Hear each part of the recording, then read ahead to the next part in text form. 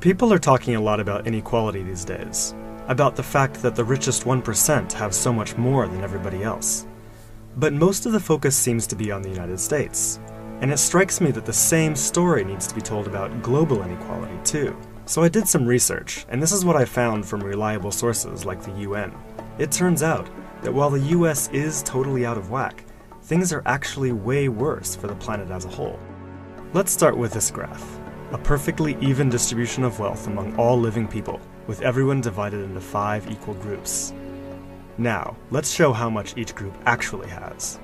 Shocking, right? 80% of the world's people barely have any wealth. It's hard to even see them on the chart. Meanwhile, the richest 2%, they have more wealth than the rest of the world. Let's look at this chart another way. Let's take the whole world's population, all 7 billion of us, and reduce it to just a representative 100 individuals. Here they are, poorest people on the left, richest people on the right. Now let's show how the world's total wealth, roughly $223 trillion, is distributed. The vast majority have practically nothing. Nothing with which to educate their children, nothing with which to pay for basic medicines. While the richest 1%, they've accumulated 43% of our world's wealth. The bottom 80%, meanwhile, that's 8 out of every 10 people, have just 6% between them. But even this doesn't really show how extreme things have become. The richest 300 people on Earth have the same wealth as the poorest 3 billion.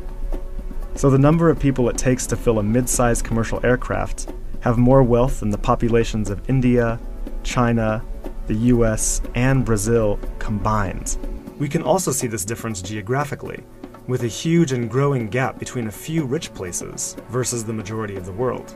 For most of history, things were much more equal. 200 years ago, rich countries were only 3 times richer than poor countries. By the end of colonialism in the 1960s, they were 35 times richer. Today, they're about 80 times richer. Rich countries try to compensate for this by giving aid to poor countries, about $130 billion each year. That's a lot of money. So then why does the wealth gap keep getting bigger? One reason I found is that large corporations are taking more than $900 billion out of poor countries each year through a form of tax avoidance called trade mispricing.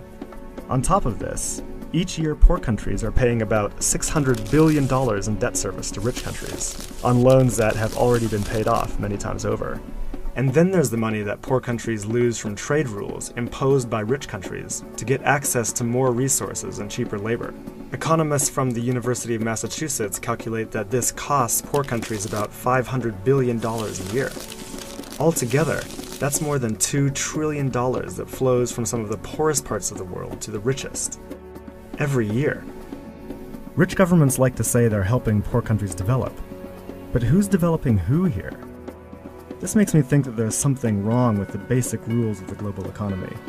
It can't be okay that the wealth of our planet is becoming so concentrated in the hands of such a tiny number of people. The only reasonable response, it seems to me, and our only hope, is to change the rules.